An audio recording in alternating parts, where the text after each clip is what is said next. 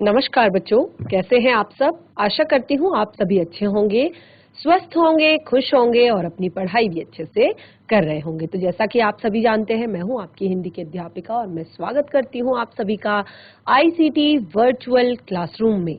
और आज हम यहाँ पर एकत्रित हुए हैं पढ़ने के लिए क्लास 11th की हिंदी। क्लास 11th की हिंदी में हम अपना चैप्टर पढ़ रहे हैं मियां नसरुद्दीन, जो कि कृष्णा सोबती जी द्वारा लिखा गया है।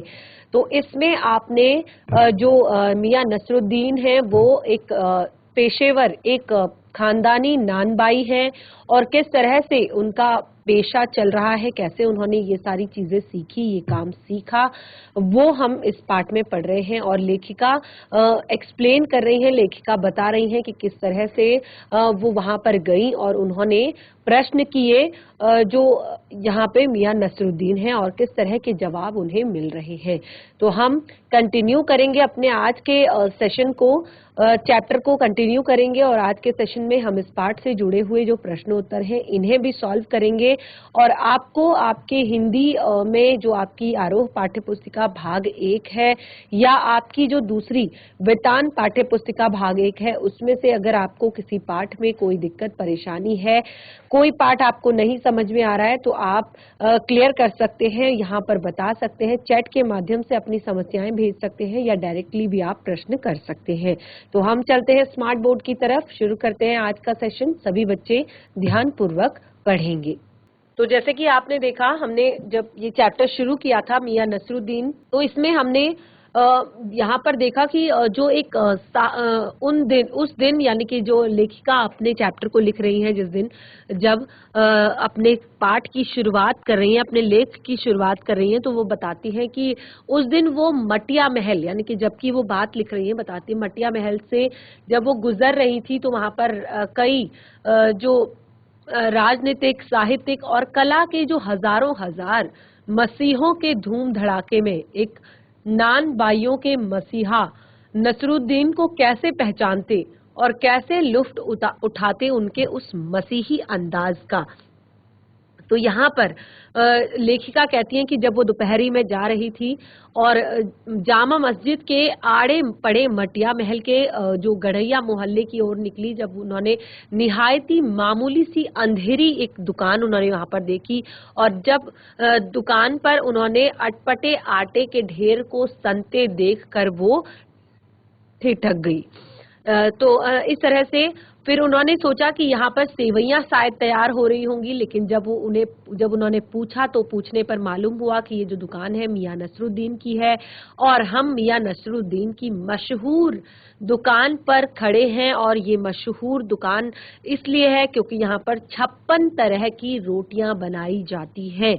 और अब इस पूरे पाठ में लेखिका ने मियां नसरुद्दीन का एक चित्रण किया है। उन्होंने कहा है कि वो बीड़ी सुलगाते हुए, यानी कि वो आराम से वहां पर बैठे हैं और बीड़ी सुलगाते हुए वो मजा ले रहे हैं। आप इस पाठ में देख सकते हैं आटे के ढेर को वो गूंद रहे हैं और किस तरह से वहां पर बैठे हुए हैं, आप देख सकते हैं दुकान की स्थिति को।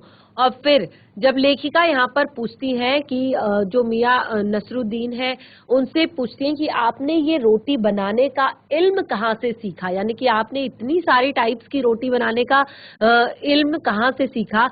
तो वो कहते हैं कि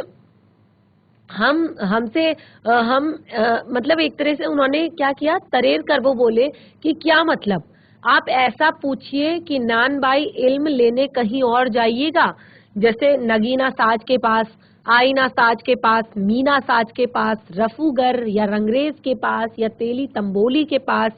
क्या फरमा दिया साहब आपने, ये तो हमारा खानदानी पेशा है। यानी कि जैसे कि आपको शुरुआत में ही बता दिया है कि ये जो है हमारा खानदानी पेशा है नान बनाने का। तो आपने ये कैसा प्रश्न हमसे कर लिया, यहाँ तो इल्म की बात पूछिए। जो कुछ भी सीखा है वो हमने अपने पिताजी से सीखा है, अपने वालिद से सीखा है और हम अपने घर का, क्योंकि ये हमारे घर का काम है, तो कैसे हम अपने इस घर के पेशे को ना इख्तियार करते, यानी कि कैसे हम अपने घर के इस पेशे को ना अपनाते। और फिर अब जब लेखिका ने उन उनके वालिद के बारे में पूछा, यानी कि उनके पिताजी के बारे में पूछा, तो उन्होंने कहा कि हमारे पिताजी जो थे वो नानबाई गढ़िया वाले के नाम से बहुत ज्यादा मशहूर थे, और उनके पिताजी के भी पिताजी यानी कि उनके जो दादा साहब थे वो आला नानबाई मियां कल्लन के नाम से मशहूर थे। तो एक तरह से उन्होंने कहा कि जो हमारा पूरा जो जनरेशन पूरी है, जो पीढ़ी दर पीढ़ी ये चला आ रहा है कि मेरे दादाजी से मेरे पापा ने सीखा, मेरे पापा से मैंने सीखा, और अब मुझसे मेरे बच्चे सीख रहे हैं। तो इस तरह से उन्होंने बहुत 2-3 चीजें उन्होंने यहाँ पर बताई, और फिर अब उन्होंने कहा कि आपने जब मतलब आपके पिताजी ने आपको ये यहाँ पर सौंपा, यानी कि ये एक तरह से आपको ये दुकान सौंपी, तो उन्होंने कुछ तो आपसे कहा होगा, कुछ तो कहा होगा कि आप इस दुकान को ऐसे संभालिए, काम को ऐसे करिए या ऐसे करिए। तो उन्होंने एक बहुत ही प्यारा सा एग्जाम्पल यहाँ पर दिया, बहुत ही अच्छा सा उदाहरण यहाँ पर दिया कि जब भी हम कभी बच्चे को स्कूल भेजते हैं, ठीक है, तो स्कूल हम जब बच्चे को भेजते हैं तो बच्चा जब टीचर जो है उसको रटाता है, उसको चीजें रटाता है, यानी कि छोटी से छोटी चीजें उसको बताता है। तो उन्होंने कहा कि जो पढ़ाई की बात है, यानी कि जैसे अगर बच्चा जो है शुरुआत से ही वो चीजें देखने लग जाएगा, पढ़ने लग जाएगा, तो उसको ये चीजों की हैबिट हो जाएगी, वो सारे काम करने लगेगा। लेकिन उन्होंने कहा ना बच्चा कच्ची में बैठा है, ना बच्चा पक्की में बैठा है, और अगर वो सीधे जाकर तीसरी में बैठ गया तो आप अगर पूछेंगे कि उन 3 जमातों का क्या हुआ, उन 3 क्लासों का क्या हुआ, कि क्यों उसको बच्चे को नहीं पढ़ाया है, तो उन्होंने कहा मतलब लेखिका कहती है कि वो ऐसे सवाल पर सवाल हम पर ही दाग रहे थे, जैसे कि मतलब उनके बात का कोई निचोड़ अभी तक नहीं निकल पा रहा था। तो वो कहते हैं कि उनकी सारी बातें मेरे समझ से बाहर हैं। तो वो कहती है वो जब एक्सप्लेन करते हैं, जब लेखिका को वो सारी बातें बताते हैं, तब उन्हें जाकर पता चलता है उनकी इस बात का मतलब। जैसे कि वो कहते हैं कि हम अगर बर्तन धोना ना सीखते, और हम अगर भट्टी बनाना ना सीखते, हम अगर भट्टी को आंच देना न सीखते, तो क्या हम सीधे एक नानबाई का हुनर सीख जाते? यानी कि हम डायरेक्ट किसी काम में इतने एक्सपर्ट तो नहीं हो सकते, हमें शुरुआत से ही छोटे छोटे कदम बढ़ाने पड़ते हैं। यानी कि बच्चे को आप पहले प्ले ग्रुप में पढ़ाते हैं, स्कूल में उसको बैठना सिखाते हैं, उसको पेंसिल पकड़ना सिखाते हैं, उसमें उसको बच्चों के साथ घुलना मिलना सिखाते हैं। उसके बाद धीरे धीरे पढ़ाई का माहौल तो अपने आप आ जाता है, क्योंकि वो डेली स्कूल जा रहा है, उसको पता है कि स्कूल का एक नियम होता है।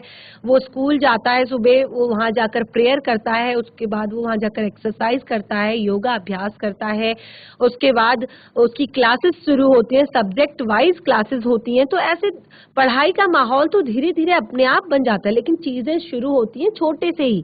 तो वो कहते हैं कि हम इतने बड़े नानबाई ऐसे ही नहीं बन जाते। यानी कि अगर हम बर्तन धोना ना सीखते, हम भट्टी बनाना ना सीखते, तो जैसे खानदानी पेशे में यही होता है कि बच्चा अपने आप सारे गुण सीख जाता है। कैसे? क्योंकि जैसे दादा हैं, दादा अगर दुकान पर बैठकर काम कर रहे हैं तो पिताजी दुकान को संभाल रहे हैं, साथ में बच्चा भी वहां पर पिताजी की गोदी में बैठा हुआ है। लेकिन अब पिताजी बुजुर्ग हो गए हैं और अब पिताजी दुकान को देख रहे हैं, देखभाल कर रहे हैं, संभाल रहे हैं, तो बच्चे में अपने आप ये आ जाएगा कि वो पिताजी की हेल्प वहां पर करने लगेगा। तो इस तरह से अब मियां नसरुद्दीन जो है, वो लेखिका कहती हैं कि उन्होंने हमारी ओर सिर हिलाया और ऐसे देखा कि जैसे उन्हें हमसे कुछ जवाब पाना हो। तो फिर बड़े ही मजे के अंदाज में उन्होंने कहा, कहने का मतलब यही है साहब कि तालीम भी बड़ी चीज होती है। यानी कि किसी भी प्रशिक्षण लेना भी बहुत बड़ी बात होती है। और लेखिका कहती है हमने सिर हिला दिया। और इसी तरह अब लेखिका एक के बाद एक प्रश्न उनसे कर रही है, एक के बाद एक नई चीज उनसे पूछ रही है।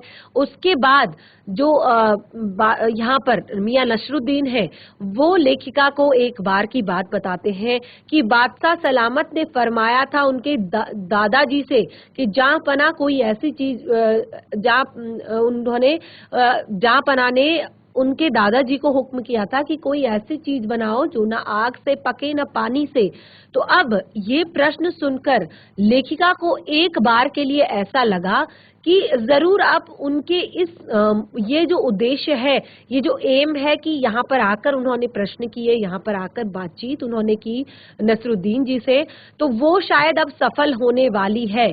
लेकिन वो कहती है कि उन्होंने कहा कि एक रुखाई से उन्होंने कहा कि हम इस बात को आपको क्लियर कभी नहीं करेंगे, बस इतना समझ लीजिए कि एक कहावत है ना कि खानदानी नानबाई कुएं में भी रोटी पका सकता है। यानी कि उनके एक्सपर्ट होने की बात की उनके एक्सपर्ट होने की बात को एक कहावत में डाल दिया गया है कि जो खानदानी नानबाई होते हैं, जिनको बहुत ज्यादा एक्सपीरियंस होता है, बहुत ज्यादा अनुभव होता है, तो वो कुएं में भी रोटी पका सकते हैं। और वो कहते हैं कि हमारे बुजुर्गों के कर्तव्य पर, यानी कि हमारे बुजुर्ग जो थे वो बहुत अच्छे, बहुत एक्सपर्ट, बहुत एक राजा के लिए जो भोजन बनाने का काम करते थे, तो कितने ज्यादा वो एक्सपर्ट होंगे। तो वो कहते हैं हमारे बुजुर्गों के कर्तव्य पर ये बात पूरी तरह से खरी उतरती है। और जब लेखिका ने पूछा कि ये कहावत सच्ची भी है कि उन्होंने थोड़ा सा मजा लेने के लिए, उन्होंने कहा काफी सीरियस माहौल हो रहा है, थोड़ा सा मजा लिया जाए, तो उन्होंने कहा कि मियाँ ने थोड़ा सा कहा कि आप ही बताइए कि रोटियां पकाने में झूठ क्या है? क्या झूठ से रोटी पकेगी? क्या कभी पकती देखी है? रोटी जनाब पकती है आंच से, समझे? फिर लेखिका कहती है कि हमें फिर से सिर हिलाना पड़ा ये कह के कि आप ठीक कहते हैं। तो इस तरह से चैप्टर हमारा रिवाइज हो गया है। जिस बच्चे ने इससे पहले क्लास अटेंड नहीं की है वो भी इस चैप्टर को समझ सकते हैं कि आगे का क्या आपका पार्ट होने वाला है।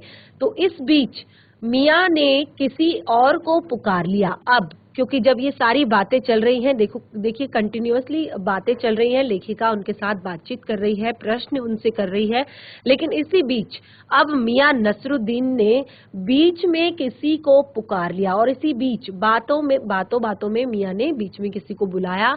मियाँ रहमत, इस वक्त किधर को? अरे वह लौंडिया न आई रुमाली लेने, शाम को मंगवा लीजो। तो वो कहते हैं कि ये यहाँ पर लड़की के लिए कहा गया है। ये थोड़ा लैंग्वेज, वो अपनी लैंग्वेज यहाँ पर इस्तेमाल कर रहे हैं, प्रयोग कर रहे हैं। तो इस बीच मियाँ जब आवाज लगाते हैं, पुकारते हैं कि मियाँ रहमत कि इस वक्त आप किधर को जा रहे हो? और वो लड़की नहीं आई। अरे फिर वो कहते कि अरे वो लड़की नहीं आई रुमाली लेने के लिए, रोटी लेने के लिए, क्योंकि जैसे कि यहाँ पर कहा गया है 56 तरह की अलग अलग रोटियां बनाने के लिए ये जो दुकान है ये बहुत ज्यादा फेमस है, मशहूर है। तो उन्होंने कहा शाम को मंगवा लीजिए। अब मियाँ एक और बात आपको बताने की जहमत उठानी पड़ेगी। लेखिका कहती है कि आपको एक और बात बताने की जहमत उठानी पड़ेगी, यानी कि एक और बात के लिए आपको परेशान मैं यहाँ पर करूंगी। मियाँ ने एक और बीड़ी सुलगा ली, यानी कि इतनी इतनी बातों में मियाँ ने कई बीड़ियां पी ली थी और एक और नई बीड़ी उन्होंने सुलगा ली। और सो कुछ फुर्ती पा गए, और थोड़ा सा फुर्ती सी उनके अंदर आ गई, क्योंकि बीड़ी पीना उनका एक मतलब जिस तरह से वो काम करते थे तो उसका एक पार्ट बन गया था, उसका एक हिस्सा बन गया था। तो उन्होंने कहा पूछिए। अरे बात ही तो पूछिएगा, जान तो ना ले लेंगे, उसमें भी अब क्या देर है, 70 के हो चुके। और फिर जैसे अपने से ही कहते हो, वालिद मरहूम तो कूच किए, 80 पर क्या मालूम हमें इतनी मोहलत मिले ना मिले। तो यहाँ पर जो नसरुद्दीन जी हैं वो कहते हैं जब उन्होंने बीड़ी सुलगाई तो उन्होंने लेखिका से कहा कि पूछिए, कोई बात नहीं, पूछी बात ही तो पूछेंगे, कोई जान तो नहीं लेंगे आप हमारी। और वो कहते हैं कि उसमें भी क्या बड़ी देर रह गई है अब, यानी कि अब ऐसी भी कोई देर नहीं रह गई है, मृत्यु हमारी नजदीक है और हम 70 के हो चुके हैं। और फिर वो अपने आप से ही कहते चले गए, यानी कि अपने आप में ही बातें कर रहे हैं कि वालिद मरहूम तो कूच किए 80 पर, यानी कि जो हमारे वालिद मरहूम थे, जो हमारे पिताजी थे, वो तो 80 तक पहुंच गए, पर क्या मालूम हमें इतनी मोहलत मिले या ना मिले। पर वो कहते हैं कि हमारे वालिद तो पहुंच गए थे 80 साल तक, लेकिन क्या पता हमें इतना टाइम मिले या ना मिले। अब इस मजमून पर हमसे कुछ कहते न बनाया तो कहा, अभी यही जानना था कि आपके बुजुर्गों ने शाही बावर्ची खाने में तो काम किया ही होगा। तो अब लेखिका कहती है कि अब इस बात पर, यानी कि जो बातें चल रही थी उस पर लेखिका कहती है कि मतलब हमारा कोई कुछ और मुझसे कहते नहीं बन पाया, यानी कि कुछ और बात मैं नहीं कह पाई उनसे इस बारे में। और बस उन्होंने कहा कि उन्होंने कहा मुझे बस अब यही जानना है कि आपके बुजुर्गों ने शाही बावर्ची खाने में काम तो किया ही होगा, यानी कि शाही बावर्ची जो होते हैं खाना बनाने वाले, जैसे कि अभी बताया था उन्होंने कि मेरे जो दादाजी थे उन्होंने जो नवाब थे उनके लिए रोटियां बनाई थी, यानी कि नवाब साहब ने उनसे कहा था कि कुछ इस तरह का खिलाओ जो ना आग में पके और ना जो पानी में बने। तो अब मियाँ ने बेरुखी से टोका। अब मियाँ जो थे वो थोड़ा सा रूखे हो चुके थे। अब वो कहते हैं वह बात तो पहले हो चुकी ना, जैसे कि बताया था अभी यहाँ पर कि उन्होंने अपने खुद से ही बताया था। तो मियाँ थोड़ा सा रूखे हो गए, रुष्ट हो गए। उन्होंने कहा कि ये बात तो पहले ही हो चुकी है। तो वो कहती है हो तो चुकी है साहिब, पर जानना यही था कि दिल्ली के किस बादशाह के यहाँ आपके बुजुर्ग काम किया करते थे। लेखिका कहती है कि बात तो हो गई, ठीक है, मैं इस बात से मना नहीं कर रही हूँ, लेकिन मैं ये जानना चाहती हूँ कि दिल्ली के किस बादशाह के यहाँ आपके जो बुजुर्ग थे वो काम किया करते थे। तो अब फिर से मियां नसरुद्दीन कह रहे हैं, अजीज साहिब क्यों बाल की खाल निकालने पर तुले हो। अब यहाँ पर जो नसरुद्दीन जी हैं वो कहते हैं कि क्यों बाल की खाल निकालने पर तुले हो, कह दिया ना कि बादशाह के यहाँ काम करते थे, सो काफी नहीं है। तो वो कहते हैं कि मैंने कह तो दिया कि वो बादशाह के यहाँ काम करते थे, क्या इतना काफी नहीं है आपके सुनने के लिए। अब वो कहती हैं लेखिका कि हम खिसियानी हंसी हंसे, यानी कि अपने अंदर ही थोड़ा सा हंसे, अपने अंदर ही अंदर, और कहा कि है तो काफी, पर जरा नाम ले लेते तो उस वक्त से मिला लेते। यानी कि वो कहते हैं कि ठीक है, काफी तो है कि आपने कह दिया बादशाह थे, लेकिन अगर आप थोड़ा सा नाम ले लेते कि कौन से बादशाह थे तो हम अपने विचारों को, यानी कि जिस बारे में हम यहाँ पर पढ़ रहे हैं, जिस बारे में हम सोच रहे हैं, उनसे थोड़ा सा अपने विचारों को मिला ले। तो अब यहाँ पर कहते हैं वक्त से मिला लेते खूब, पर किसे मिलाते जनाब आप वक्त से। मियाँ हंसे जैसे हमारी खिल्ली उड़ाते हों। लेखिका कहती है कि वो उन्होंने इस तरह से बात को पलटा। वो कहते हैं कि वक्त से मिला लेते खूब, ये तो बहुत अच्छी बात है कि आप वक्त से मिला लेते, पर किसे मिलाते जनाब आप वक्त से, किस इंसान से मिलाते। अब मियाँ इस तरह से हंस के इस बात को बोले जैसे उनकी बातों का, यानी कि लेखिका की बातों का की खिल्ली उड़ा रहे हो, उनका मजाक बना रहे हो। वक्त से वक्त को किसी ने मिलाया है आज तक। तो अब यहाँ पर कहते हैं कि वक्त से वक्त को किसी ने मिलाया है आज तक। खैर पूछिए किसका नाम जानना चाहते हैं। दिल्ली के बादशाह का ही ना, उनका नाम कौन नहीं जानता। जहां पना बादशाह सलामत ही है ना, यानी कि जहां पना बादशाह सलामत। तो फिर से लेखिका कहती है कौन से, बहादुर शाह जफर की, यानी कि उनको अभी भी नाम क्लियर नहीं हुआ है, उन्होंने क्लियरली नाम नहीं बताया है कि कौन, क्योंकि दिल्ली के बादशाह और भी हुए थे, तो उन्होंने कहा कि उनका नाम कौन नहीं जानता। जहां पना बादशाह सलामत। तो अब लेखिका कहती है कि कौन से बहादुर जफर। मियाँ ने खींचकर कहा, फिर अलट पलट कर वही बात, लिख लीजिए बस यही नाम, आपको कौन से बादशाह के नाम की चिट्ठी रुक्का भेजना है। तो उन्होंने कहा कि बस आप इतना लिख लीजिए। आप उसी बात को फिर से कह रही हैं, फिर से मुझे टोक रही है। तो आपको कौन सा उस बादशाह के नाम पे चिट्ठी भेजनी है जो आपको उनका नाम प्रॉपर, पक्का आपको उनका नाम ही जानना है, या डाक खाने वालों के लिए सही नाम पता होना जरूरी है कि आपको डाक खाने उस लेटर को भेजना है और वहां के लिए आपको एक सही नाम पता जानना जरूरी है। तो मियां नसरुद्दीन जो है वो थोड़ा सा खिंच गए, थोड़ा सा गुस्सैल हो गए, गुस्सा हो गए और कहते हैं कि आप बस इतना ही लिख लीजिए, आपने कोई चिट्ठी विट्ठी नहीं भिजवानी है, या डाक खाने वाले आपको नहीं कहते कि आप सही पता लेकर आओ। हमें बिटर बिटर अपनी तरफ देखते पाया तो सिर हिलाकर अपने कारीगर से बोले। अब उन्होंने कहा कि जब, लेखिका कहती हैं कि जब उन्होंने देखा कि हम उन्हें लगातार देखे जा रहे हैं तो उन्होंने अब अपने कारीगर से कहा सिर हिलाते हुए, अरे ओ बब्बन मियाँ, भट्टी सुलगा दो तो काम से निपटे। अब ये बब्बन मियाँ कौन है साहिब? लेखिका ने फिर से टोका, फिर से प्रश्न किया कि ये बब्बन मियाँ कौन है। अब मियाँ ने रुखाई से जैसे फांक ही काट दी। अब मियाँ ने रुखाई से यानी कि थोड़ा सा गुस्से में आ गए और जैसे कि कोई फांक काट दी हो, अलग कर दी हो, ऐसे कहा कि अपने कारीगर और कौन होंगे? मन में आया कि पूछ ले आपके बेटे बेटियां हैं।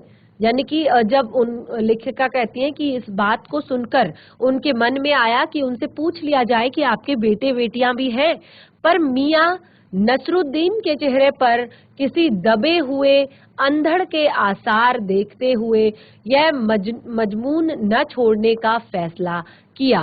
तो लेखिका कहती हैं कि उनके फेस पर, उनका चेहरा जो था वो किसी दबे हुए अंधड़ के आसार यानी कि किसी दबे हुए दबा हुआ एक दुख उनके मन में जो था वो लेखिका को यहाँ पर उनके आंखों में दिखा, उनके चेहरे पर दिखा। तो अब उनकी ये हिम्मत नहीं हुई कि इस बात को उनके सामने छेड़ा जाए, यानी कि इस बात को उनके सामने रखा जाए। इतना ही कहा, एक तरह से सिर्फ यही पूछा कि ये कारीगर लोग आपकी शागिर्दगी करते हैं, यानी कि आपका काम करते हैं? तो खाली शागिर्दगी ही नहीं साहब, गिन के मजदूरी देता हूँ। 2 रुपए मन आटे की मजूरी, 4 रुपए मन मैदे की मजूरी। हाँ, तो अब वो कहते हैं ये मेरे केवल शागिर्द नहीं है, ये इनको मैं गिनकर इस काम के मजदूरी देता हूँ और 2 रुपए मन आटे की देता हूँ और 4 रुपए मन मैदे की देता हूँ। यानी कि आटे वाला काम है तो 2 रुपए मन और मैदे वाला काम है तो 4 रुपए मन। और अब लेखिका फिर से प्रश्न करती है, ज्यादातर भट्टी पर कौन सी रोटियां पका करती हैं? तो अब मियाँ को अब इस मजमून में कोई भी दिलचस्पी बाकी नहीं रह गई थी। फिर भी हमसे छुटकारा पाने को कहा, यानी कि अब मियाँ बहुत थक चुके थे, बहुत परेशान हो गए थे, बार बार उनसे इसी बारे में बातें की जा रही थी। एक तरह से उनका इंटरव्यू यहाँ पर चल रहा था, तो बहुत सारी बातें उनसे एक ही बात पर हो रही थी। तो उन्होंने, लेखिका कहती हैं कि अब उन्होंने इस बात पर दिलचस्पी ना दिखाते हुए उन्होंने क्या किया, उन्होंने फिर भी लेखिका से छुटकारा पाने के लिए बोला कि बाकरखानी, शीरमाल, ताफ्तान, बेसनी, खमीरी, रुमाली, गाव, दीदा, गेजबान, तुनकी और फिर तेवर चढ़ाकर हमें घूरे और कहा, घूर कर कहा, तुनकी पापड़ से ज्यादा महीन होती है, महीन। हाँ, किसी दिन खिलाएंगे आपको। तो अब लेखिका कहती है कि जो मियाँ नसरुद्दीन है उन्होंने अपनी जो सारी रोटियां हैं उनके बारे में उन्हें बता दिया कि ज्यादातर उनके जो इस जगह पर, उनकी जो ये दुकान है, यहाँ पर ज्यादातर कौन सी रोटियां बनती हैं। तो उन्होंने रोटियों के नाम यहाँ पर बता दिए लेखिका को और कहा कि जो तुनकी रोटी होती है वो पापड़ से भी ज्यादा महीन होती है, पापड़ से भी ज्यादा बारीक होती है। तो फिर एकाएक और उन्होंने ये भी कहा कि खिलाएंगे आपको किसी दिन, यानी कि अब थोड़ा सा उनके टोन में थोड़ा सा चेंज आ गया, उनके बोलने के तरीके में थोड़ा सा बदलाव आ गया। अब मियाँ की आंखों के आगे कुछ कोंद गया, यानी कि अचानक मियाँ जो थे उनकी आंखों के आगे कुछ कोंधा और एक लंबी सांस उन्होंने भरी, एक लंबी सांस उन्होंने ली और किसी गुमशुदा याद को ताजा करने के लिए कहा, उतर गए वे जमाने और गए वे कद्रदान, उतर गए वो जमाने और गए वे कद्रदान जो पकाने खाने की कद्र करना जानते थे। मियाँ अब क्या रखा है, निकाली, तंदूर से, निगली और हजम। तो अब वो बताते हैं कि एक जो बनाने खाने का जो एक बनाने खाने का या बनाकर लोगों को खिलाने का जो एक शौक था, जो एक जुनून था और जो एक बहुत खुशी जो लोगों को पहले के समय में इस काम में मिला करती थी, जो इस काम की कद्र पहले के समय में हुआ करती थी, अब वो शायद नहीं रही है। यानी कि अब खाने में अब इस काम में कुछ नहीं रखा है, केवल तंदूर से निकाली, निगली और हजम। यानी कि कोई भी ऐसी परंपरा, कोई भी ऐसा टेस्ट इसका नहीं रह गया है। अब केवल ये रोटी की तरह ये प्रयोग की जाती है, तो ऐसा इसमें कुछ नहीं है। तो शायद उनकी जो इतनी ये झुंझलाहट है, वो शायद ये समय के परिवर्तन के प्रति है कि किस तरह से समय जो है परिवर्तित हो रहा है, टाइम जो है चेंज हो रहा है, कि लोगों का जो असल जो उनकी मेहनत, उनका जो मेहनताना था, वो उनको नहीं मिल पा रहा है, क्योंकि पैसा ही हर बार सब कुछ नहीं होता है। लोगों के लिए उनका काम, उनकी एक जो परंपरा है, वो भी काफी मायने रखती है कई बार। तो ये चैप्टर हमारा कंप्लीट हो चुका है। अब पाठ से जुड़े हुए यहाँ पर कुछ अभ्यास के प्रश्न दिए गए हैं, जो कि इसी पाठ से लिए गए हैं। यानी कि जो भी प्रश्न आपको यहाँ पर दिया गया है वो पाठ से ही लिया गया है, तो बहुत ज्यादा टफ नहीं होने वाला है आपके लिए ये अभ्यास के प्रश्नों को सॉल्व कर पाना। तो जैसे कि आप यहाँ पर देख सकते हैं, पहला प्रश्न जो आपके पाठ से लिया गया है ये है, मियां नसरुद्दीन को नान बाइयों का मसीहा क्यों कहा गया है। देखिए, अगर आपने प्रश्न कॉपी में किया हुआ है तो बहुत अच्छी बात है, अगर नहीं किया हुआ है तो आप इसको जरूर मोटे तौर पर नोट डाउन कर लेंगे और उसके बाद फेयरली आप इसको पाठ को एक बार रिवाइज करके उसके बाद आप इस प्रश्न का उत्तर घर पर जाकर लिख सकते हैं। तो मियां नसरुद्दीन को नान बाइयों का मसीहा क्यों कहा जाता है। देखिए, क्योंकि जो मियां नसरुद्दीन है वो सबसे पहले जो उनका ये पेशा है वो एक खानदानी पेशा है, यानी कि काफी समय से उनका ये काम चला आ रहा है। और दूसरा कि उन्होंने 56 प्रकार की रोटियों के लिए उनकी ये दुकान जो है वो मशहूर है। 56 टाइप की अलग अलग रोटियां यहाँ पर बनती हैं और ये कला उन्होंने अपने पिताजी से सीखी है। और एक जो तुनकी नामक जो रोटी होती है वो बहुत ज्यादा यानी कि एक पापड़ से भी ज्यादा महीन वो होती है। और बहुत सारी चीजें ऐसी हैं कि उनके जो पुरखे थे वो भी नवाबों के लिए काम किया करते थे। तो एक तरह से ये शाही जो दुकान है काफी समय से चली आ रही है, इसीलिए जो मियां नसरुद्दीन है उनको नान बाइयों का मसीहा कहा जाता है। अब पहला प्रश्न कंप्लीट। दूसरा प्रश्न है, लेखिका मियां नसरुद्दीन के पास क्यों गई थी। आखिर लेखिका जो है वो मियां नसरुद्दीन के पास क्यों गई थी, क्या वो जानना चाहती थी मियां नसरुद्दीन के पास जाकर। तो लेखिका मियां नसरुद्दीन के पास उनके हुनर के बारे में जानने के लिए गई थी, क्योंकि 56 टाइप की रोटियां बनाना बहुत बड़ी बात होती है।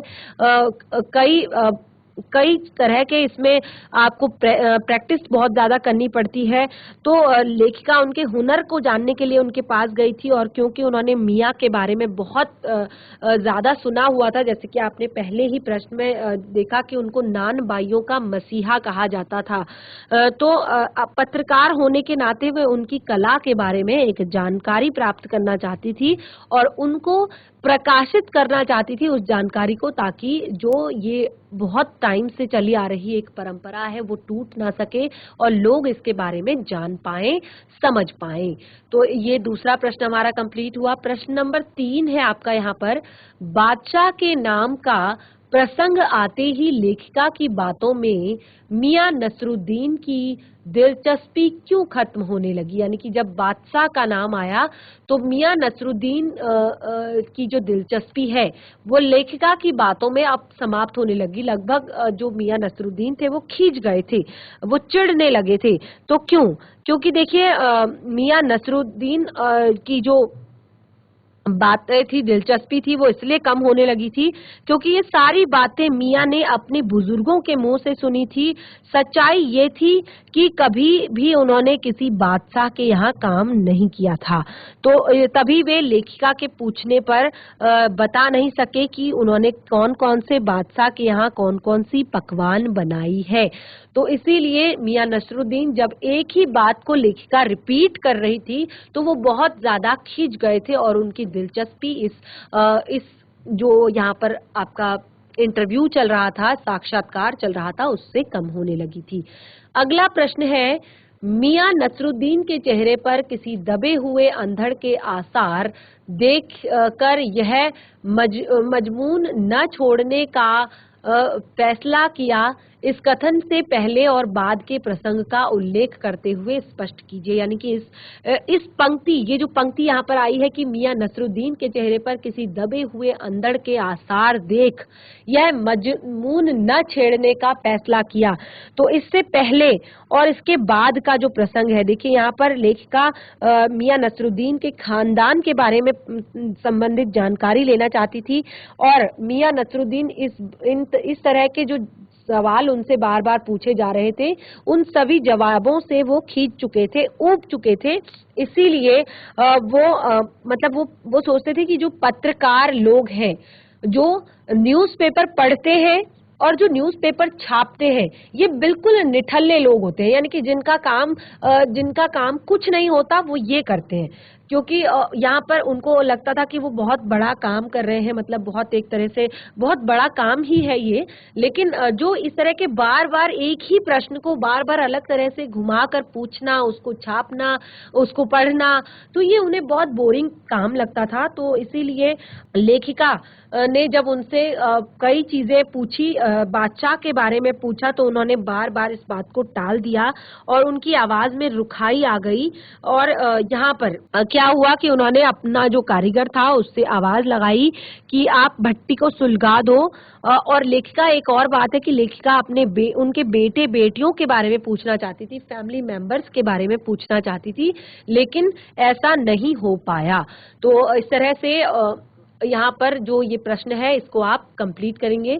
अगला प्रश्न है, पाठ में मियाँ नसरुद्दीन का शब्द चित्र लेखिका ने कैसे खींचा है? तो इस प्रश्न का उत्तर आप स्वयं से देंगे क्योंकि पूरा चैप्टर हम पढ़ चुके हैं, पूरा पाठ हम पढ़ चुके हैं। अब आपको केवल यहाँ पर बताना है कि किस तरह से लेखिका ने मियाँ नसरुद्दीन का एक शब्द चित्र खींचा है। तो बच्चों, पाठ हमारा कंप्लीट हो चुका है। पाठ से जुड़े हुए प्रश्न उत्तर भी हम कर चुके हैं। तो कृष्णा सोबती जी द्वारा लिखा गया मियाँ नसरुद्दीन चैप्टर हमारा पूरी तरह से कंप्लीट हो चुका है। पाठ को एक बार घर पर रिवाइज कीजिए। पाठ से जुड़े हुए प्रश्न उत्तर अगर कॉपी में नहीं किए हैं तो फिर से कीजिए। और आज का सेशन हमारा यहीं पे समाप्त होता है। अपनी समस्याएं आप हमें भेज सकते हैं चैट के माध्यम से। हम मिलेंगे अपने नेक्स्ट सेशन में एक नए पाठ के साथ।